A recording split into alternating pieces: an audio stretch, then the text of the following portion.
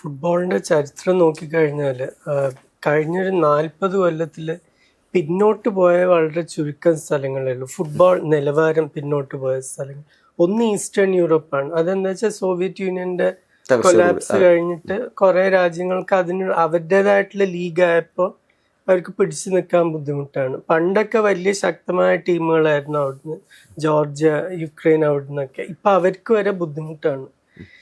പിന്നെ ഒരു സ്ഥലം കേരളമാണ്. പണ്ട് 35-40 കൊല്ലം മുമ്പ് ഉണ്ടായിരുന്ന കളിക്കാർ നമുക്കിപ്പോൾ ഇല്ല. അപ്പോഴത്തെ ഒരു പാപ്പച്ചൻ, വിജയൻ, ഷറഫ് അലി, സത്യൻ, ഇവരൊക്കെ എൻ്റെ അഭിപ്രായത്തിൽ, ഞാൻ ആ കാലത്ത് രണ്ട് നാട്ടിലും കളി കണ്ടിട്ടുള്ളതുകൊണ്ട് ഒരു ഇംഗ്ലീഷ് ഫുട്ബോളിൽ ഒരു 3ാമത്തെ 4ാമത്തെ ഡിവിഷനിലെങ്കിലും കളിക്കാൻ സ്റ്റാൻഡേർഡുള്ള കളിക്കാരായിരുന്നു. വിജയൻ അതിലും മേധ. ഇപ്പൊ ബൈച്ചും ബൂട്ടിയെ ബെറി പോയിട്ട് പരാജയപ്പെട്ടു, തീരെ കളിക്കാൻ പറ്റിയില്ല. വിജയനായിരുന്നു അതിന് പകരം പോയിരുന്ന വെച്ചാൽ ശരിക്കും തിളങ്ങായിരുന്നു. എന്താ വെച്ചാൽ ഫിസിക്കൽ ഇംഗ്ലീഷ് ഫുട്ബോൾ ആ കാലത്ത് സെക്കൻഡ് ഡിവിഷൻ എന്ന് പറഞ്ഞാൽ വളരെ ഫിസിക്കലായിട്ടുള്ള കളിയാണ്. ഇപ്പൊ ബൂട്ടിയക്ക് അത് തീരെ ഫിസിക്കൽ ഇല്ലാത്തത് കാരണം അത് പറ്റിയില്ല. വിജയനാണെങ്കിൽ നേരെ തിരിച്ച് എന്താ പറയുക, ഒരു വലിയൊരു ഫിസിക്ക് അല്ലെങ്കിലും സ്വന്തം നോക്കാനുള്ളൊരു കഴിവുണ്ടായിരുന്നു.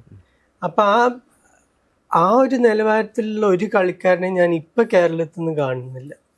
അതാണ് ഒരു വലിയൊരു പ്രശ്നം. അത് എന്തുകൊണ്ടെന്ന് പറഞ്ഞാൽ ഇവിടെ ക്ലബുകളില്ല. അതിപ്പോ സാറും പറയും ഇതിനെപ്പറ്റി.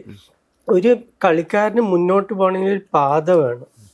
ഇപ്പൊ ഞാൻ UK സ്കൂളിലുള്ള സമയത്ത് 12 വയസ്സ് തൊട്ട് എല്ലാ ശനിയാഴ്ചയും ഓരോ ഏജ് ഗ്രൂപ്പും മാച്ച് കളിക്കും. ഈ മാച്ചിന്റെ സൈഡ് ലൈനിലൊക്കെ സ്കൗട്ടുകൾ ഉണ്ടാവും, ക്ലബുകളിൽ നിന്ന്.